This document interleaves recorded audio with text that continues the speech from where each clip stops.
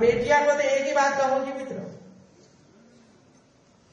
अभी चला है ना लिव इन रिलेशन, मत करिए मित्रों। अपना जीवन का निर्णय स्वयं करिए मित्रों, अच्छा निर्णय। है तो देखा है ना 50-50 टुकड़े करके बीम में भर कर रखने वाले।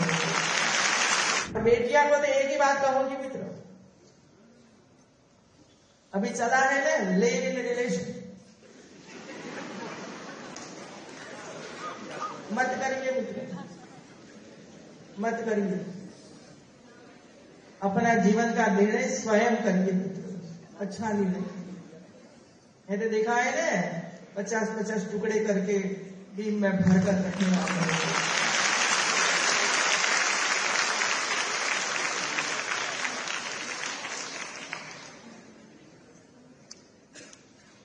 पता नहीं मुझे पिछले 10 दिन से ऐसे जानकारियां प्राप्त होती है, ऐसा मैं देखती हूं तो मुझे इतना कष्ट होता है कि हमारी बेटियां ऐसा नहीं करती।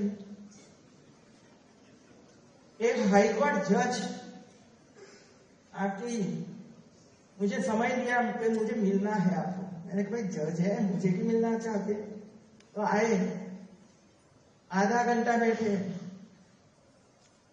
उन्होंने जो चिंता व्यक्त की मेरे सामने पॉक्सो एक्ट के बारे में बताया। जो गलत काम करते हैं, भाग जाते हैं, वैसे वैसे लोग एक जगह पर रहते हैं। इतने दुखी थे और उन्होंने मुझे बताया कि मैडम हमें 1-2 लोग हैं, हमें न्याय भी देना है, समय नहीं है, तो हम क्या करें, तो आप मदद कीजिए। मैंने कहा जरूर मदद करेंगे, बोलिए क्या करना है। और गंभीर विषय है।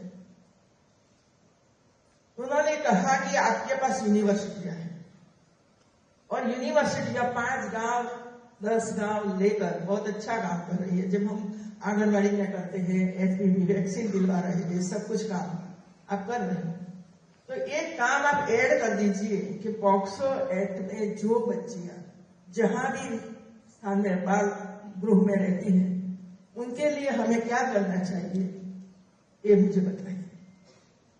तो मैंने परिवर्तन करके सभी यूनिवर्सिटियों को भेजा कि कम से कम आपकी जो यूनिवर्सिटी जो जिले में है, जनपद में है, इसमें आप पता करिए कि पॉक्सो एक्ट में कहाँ बिल्डिंग है, कौन कौन रह रहा है, तब वहां जाइए, पहला सर्वे कर दीजिए, फिर हम बैठेंगे क्या करना है। अब मैं एक में गई और मेरे एसीएस को, मेरे दूसरा जो स्टेट गवर्नमेंट चलाती है इसमें वो है, मैं केंद्र सरकार में। फिर मैं गई तो 40 बेटियों को मेरे सामने बिठाया, मैंने दरवाजा बंद कर दिया और क्योंकि मुझे पता है 10 लोग उपस्थित होंगे, बोलेंगे नहीं बेटियां। मैंने दरवाजा बंद किया और कहा कि मेरे अलावा इधर कोई नहीं रहेगा। और एक बार एक बेटियां जो बोली, ये बेटियों ने मुझे 4 बेटियों को सुना, फिर मैंने बंद कर दिया कि अब नहीं सुनना। ये बेटी ने कहा कि मेरे पिताजी मुझे प्रताड़ित करते थे। एक ने कहा मामा, तीसरी ने कहा काका, चौथी ने कहा पड़ोस। और इसी वजह से बेटिया की हिम्मत देखो, वो पुलिस स्टेशन पर गई, एफआईआर दर्ज कराई पिता के सामने, पिता की धरपकड़ हुई, जेल में गए और ये बेटी को घर छोड़ना पड़ा और वे पॉक्सो एक्ट के नीचे वहां रहती है। तो ये ग्रुप तो ये था। पढ़ाई का क्या, मैंने पूछा, सबको पढ़ना है, लेकिन बीमारी ये है कहां जाए पढ़ने के लिए। मैंने मंगवाया है कि ये बेटियां कितना पढ़ा, कहां से वो आई, उसका लीविंग सर्टिफिकेट मंगवाइए और हम उसकी व्यवस्था करेंगे पढ़ने के लिए। फिर दूसरा एक ग्रुप दूसरे मंजिले पर, वहां मैं चढ़ी ऊपर और एक कमरे में 80 बेटियां थी। उम्र थी शायद 15 से 13 से लेकर 15, 17, 18, 19, 20 साल की, सबके पास 1 साल का, 2 महीने का, 4 महीने का बच्चा था।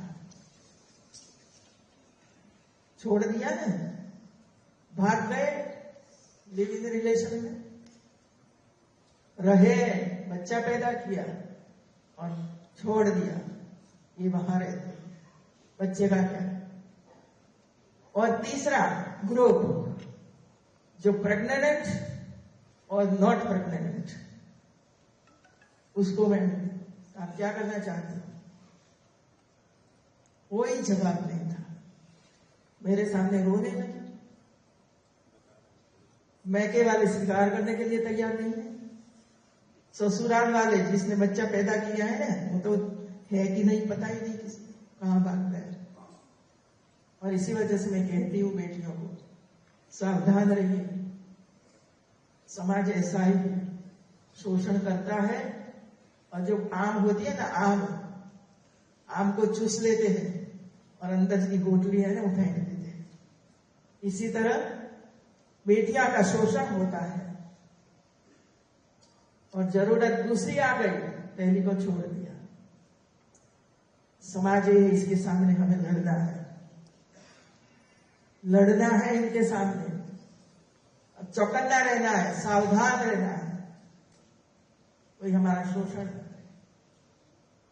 चाहे कोई भी संस्था में आप काम करते हो, चाहे यूनिवर्सिटी में काम करते हो, चाहे स्कूल में काम करते हो, चाहे हॉस्पिटल में काम करते हो, चाहे कोई बिल्डिंग कंस्ट्रक्शन में काम करते हो, या तो चाहे कोई रिसर्च सेंटर पर काम करते हो, ऐसी मांग आएगी नहीं, ताकि सब जगहों पर काले कौवे है ही, इसे सकंजा में नहीं आना है। यही मेरा अंतिम आदेश है आप सब लोगों को। बस